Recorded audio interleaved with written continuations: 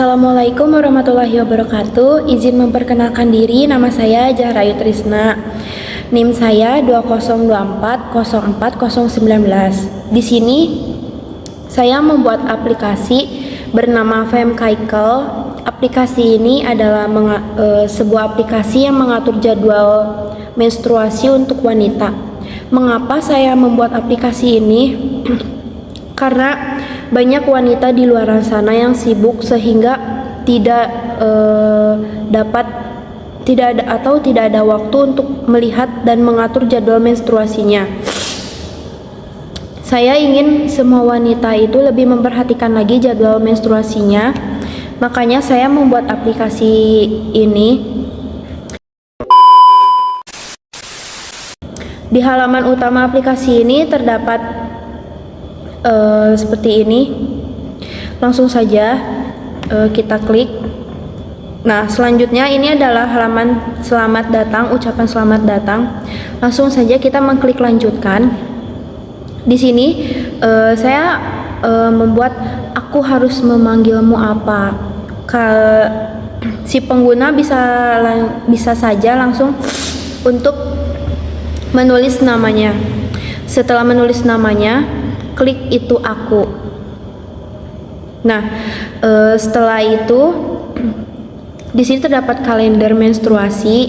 Nah, di sini adalah rata-rata periode panjang Anda. Si pengguna bisa langsung memilih periode panjang menstruasinya itu berapa hari. Nah, di sini saya memilih 10 hari contohnya. Apabila si pengguna merasa tidak yakin, maka akan lanjut ke halaman berikutnya, tapi tetap si pengguna ini memilih kembali periode panjangnya itu berapa hari. Contohnya saya 9 hari. Langsung saja mengklik lanjutkan. Nah, setelah itu panjang siklus Anda tidak teratur. Di sini si pengguna bisa langsung melanjutkan. Nah, di sini muncul pertanyaan, apakah siklus menstruasi Anda teratur? Di sini terdapat 3 pilihan, siklus saya reguler, siklus saya tidak teratur, atau saya tidak tahu. Contohnya, si pengguna ini memilih siklus saya reguler. Langsung ke langkah berikutnya. Nah, di sini muncul kalender kapan periode terakhir Anda dimulai. Nah, si pengguna bisa langsung mengklik lanjutkan. Nah, di sini terdapat sebuah tulisan perkiraan kasar tanggal mulai siklus menstruasi Anda. Nah, jika tidak dapat mengingat tanggal tepat dari menstruasi terakhir Anda, jangan khawatir, berikut adalah panduan sederhana untuk membantu Anda memperkirakannya. Yang pertama, periksa kalender Anda untuk acara penting. Yang kedua, cari pola dalam catatan siklus Anda sebelumnya. Nah, sekiranya si pengguna sudah mengerti dengan beberapa kata-kata ini, bisa langsung mengklik mengerti. Di sini muncul lagi pertanyaan, apakah Anda merasa nyaman? Nah, mengapa muncul pertanyaan seperti ini dan mengapa saya membuat pertanyaan seperti ini di dalam aplikasi? Dikarenakan setiap wanita menstruasi ini, si pengguna ini pasti akan merasakan kram menstruasi yang menyakitkan, gejala PMS atau keputihan yang tidak biasa, aliran menstruasi deras, perubahan suasana hati, yang lainnya atau tidak ada, saya baik-baik saja.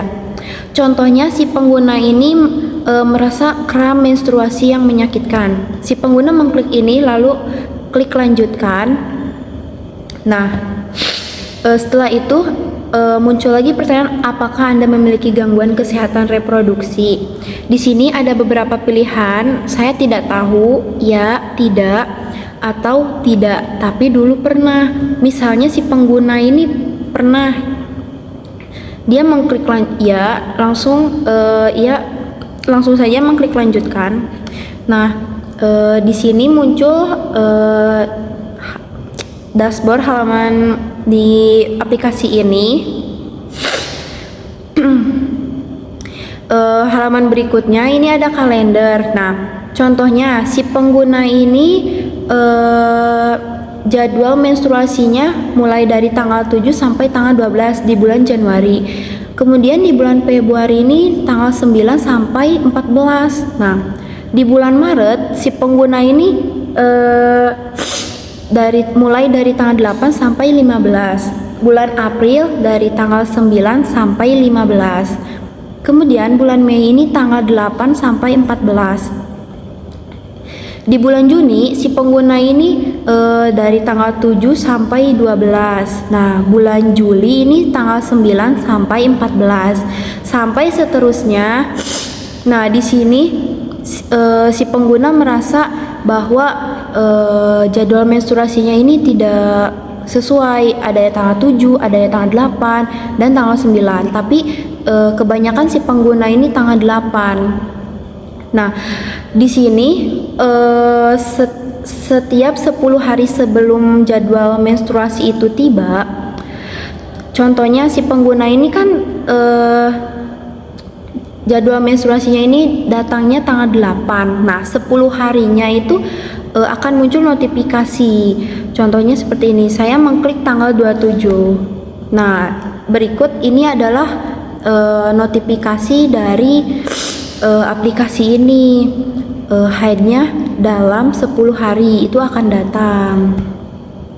Kemudian di halaman berikutnya ini ada catatan. Si pengguna ini bisa menambahkan catatan seperti apa yang ia rasakan selama masa menstruasi ini, atau ada rencana apa gitu. Kebanyakan wanita itu kalau menstruasi itu moodnya tidak bagus dan berantakan. Setiap wanita itu yang lagi menstruasi kadang kita ingin diperhatikan. Nah, apabila tidak ada yang bisa memperhatikan atau mendengar keluh kesah mereka, mereka bisa menambahkan di catatan ini. Kemudian di halaman berikutnya ini ada sebuah artikel untuk menstruasi wanita. Nah, di sini menstruasi itu adalah keluarnya darah dari vagina yang terjadi sebagai dampak dari siklus bulanan. Siklus yang menjadi bagian dari proses organ reproduksi wanita, reproduksi wanita dalam mempersiapkan kehamilan. Ini berlangsung secara alami. Organ reproduksi wanita akan mempersiapkan kehamilan setiap bulannya. Nah, di sini ada 3 artikel. Yang pertama itu fase siklus menstruasi. Nah, setelah diklik itu terdapat gambar fase siklus menstruasinya. Nah, menurut Prawiharjo 2007, proses terjadinya pendarahan menstruasi yang terjadi dalam satu siklus terdiri atas 4 fase, yaitu yang pertama fase folikuler atau proliferasi hari ke-5 sampai hari ke-14. Nah, pada masa ini masa paling subur bagi seorang wanita, dimulai dari hari ke-1 sampai sekitar sebelum kadar LH meningkat dan terjadi pelepasan sel telur ovulasi. Yang kedua, ini ada fase luteal, fase sekresi, fase pramenstruasi hari ke-14 sampai hari ke-28. Nah, pada fase ini menunjukkan masa ovarium beraktivitas membentuk korpus luteum dari sisa-sisa folikel-folikel de Graaff yang sudah mengeluarkan sel ovum atau telur pada saat terjadinya proses ovulasi. Nah, pada fase ini peningkatan hormon progesteron yang bermakna yang diikuti oleh penurunan kadar hormon-hormon FSH, estrogen, dan LH. Yang ketiga ada fase menstruasi, di mana fase ini hari ke-28 sampai hari ke-2 atau ke-3. Nah, pada fase ini menunjukkan masa terjadinya proses peluruhan dari lapisan endometrium uteri disertai pengeluaran darah dari dalamnya. Terjadi kembali peningkatan kadar dan aktivitas hormon-hormon FSH dan estrogen yang disebabkan tidak adanya hormon LH dan pengaruhnya karena Produksinya telah dihentikan oleh peningkatan kadar hormon progesteron secara maksimal. Kemudian ada fase regenerasi atau pasca menstruasi. Ini adalah fase hari pertama sampai hari kelima. Pada fase ini terjadi proses pemulihan dan pembentukan kembali lapisan endometrium uteri. Sedangkan ovarium mulai beraktivitas kembali membentuk folikel-folikel yang terkandung di dalamnya melalui pengaruh hormon-hormon FSH dan estrogen yang sebelumnya sudah dihasilkan kembali di dalam ovarium. Nah, kembali ke halaman berikutnya. Ada artikel yang kedua yaitu faktor yang mempengaruhi siklus menstruasi. Nah, di sini terdapat gambarnya juga dan menurut Kusmiran 2011 terdapat beberapa faktor yang dapat memengaruhi siklus menstruasi. Nah, berikut adalah penjelasannya. Sama halnya seperti yang sebelumnya. Di sini juga ada artikel tentang menopause. Ini adalah berakhirnya siklus menstruasi secara alami yang biasanya terjadi saat wanita memasuki usia 45 hingga 55 tahun. Seorang wanita itu dikatakan sudah menopause bila tidak mengalami menstruasi lagi minimal 12 bulan. Nah, sekian penjelasan tentang aplikasi menstruasi ini dari saya.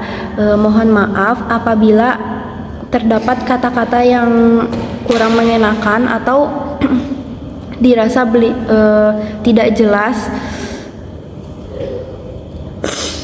Sekian dari saya. Wassalamualaikum warahmatullahi wabarakatuh.